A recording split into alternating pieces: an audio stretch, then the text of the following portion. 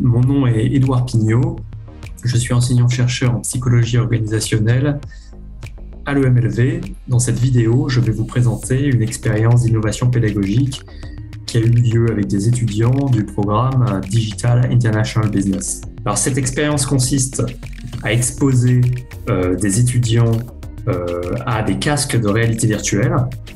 Il s'agit d'un cours de Digital and Technology Culture qui implique des bachelors première année, c'est-à-dire des néophytes, deux classes de 26 et 23 étudiants.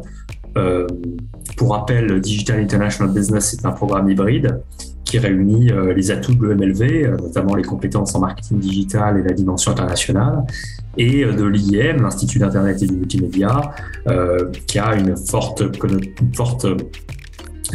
positionnement sur le design et les métiers du développement qui peuvent s'intéresser de près à cette technologie.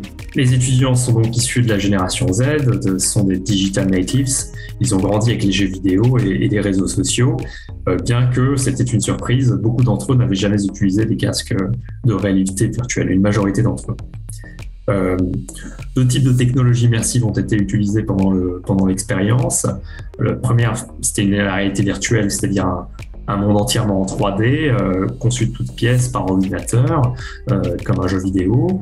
Donc ça, c'était l'expérience Wonders of the World, c'est l'image en bas à droite, qui était donc une expérience où on peut sous la forme de mission, de quête, une sorte de jeu d'aventure pour explorer des environnements comme le Machu Picchu, des environnements mythiques pour mieux les connaître.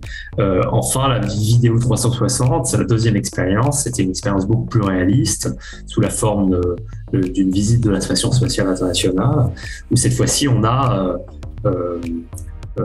des images beaucoup plus réalistes, des vidéos et une immersion avec des prises de vue réelles. Donc les instructions qui ont été données étaient volontairement simples. Il s'agissait de constituer des groupes de 5, d'utiliser les casques et d'alterner l'usage.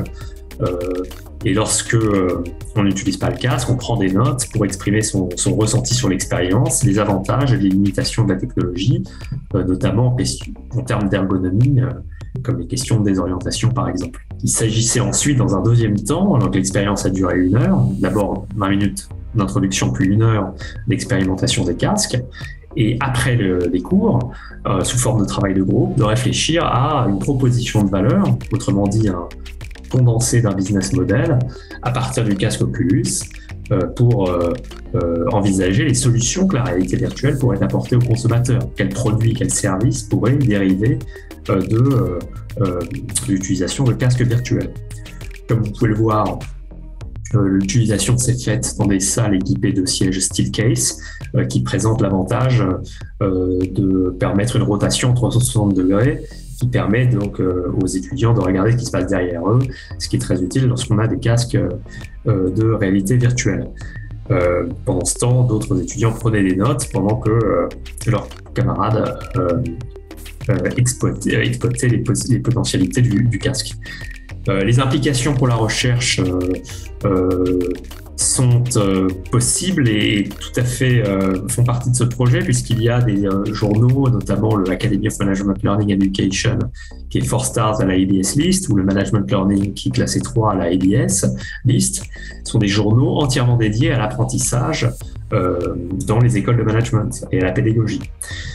Donc en l'occurrence, on a un contexte où les casques Oculus permettent de favoriser la génération et la créativité dans la génération d'idées de modèles commerciaux.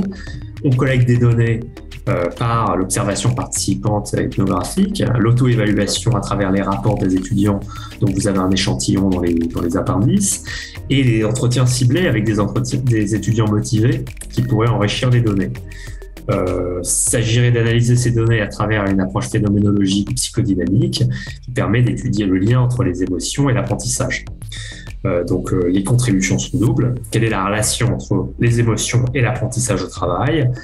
Et quelle est la dynamique entre la gamification, c'est-à-dire le jeu comme design, et l'apprentissage situé? Voilà pour cette expérience. J'espère que ça vous a intéressé et je vous remercie beaucoup pour votre attention.